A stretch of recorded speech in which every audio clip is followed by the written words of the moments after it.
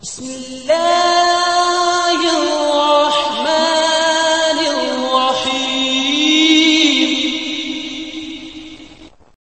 Allah Azza wa Jal, for example, commands in Quran in many places. One of them, for instance, اُعْبُدُوا رَبَّكُمْ اُعْبُدُوا رَبَّكُمْ. Enslave yourself to your master. If you want to know, we study a lot of Quran, you know. You could study tafsir for years and years and years and years. And somebody, my teacher asked me actually, one time I was studying with him, and I'd been studying, not years, I was studying Quran with him for like 6 months, and he asked me, give me the summary of the Quran, one sentence.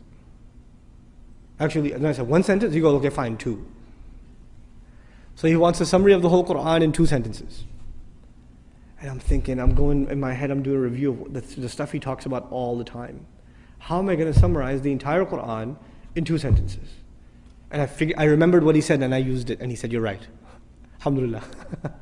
Here's what it was. Number 1, accept Allah as master and accept yourself as slave. A lot of people accept Allah as master, but they still don't accept themselves as slave. Just accept it. Internalize that He is master, you are slave. Accept that. Number 1. And after you accept that, the second sentence, accept that this guidance is only beneficial to people who accept themselves as slaves. That's it. You say, إِيَّاكَ نَعْبُدُ, you accept yourself as slave. Then what are you ready for? اهْدِنَا الصِّرَاطِ, guidance. Slavery and guidance is the summary of the entire Quran. The Quran began with slavery, إِيَّاكَ نَعْبُدُ. It begins with slavery, and at the end, again, he calls himself master, which alludes to us as what? If he's the master of the people are his slaves. Ends with slavery. So this is the heart of the matter. A lot of people have no hard time accepting Allah as the creator. That's okay. That's not the hard part. Or accepting Allah as merciful, or as wise, or as powerful, or as one. All of that stuff's easy. Because you know, if you accept Allah as one, there may not be any implications on you. Allah is one, that's nice, I'm still going to do what I'm going to do. Allah is really merciful, great. I still have my life. But if you say Allah is master, then what does that make me?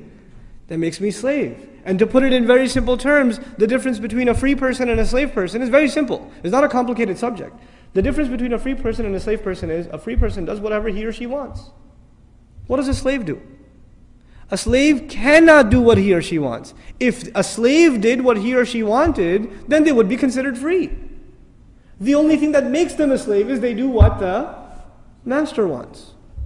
If you accept that your will comes under the will of Allah, your will has to be submitted like a slave before the will of the master. Then you've understood what this book is, what this message is.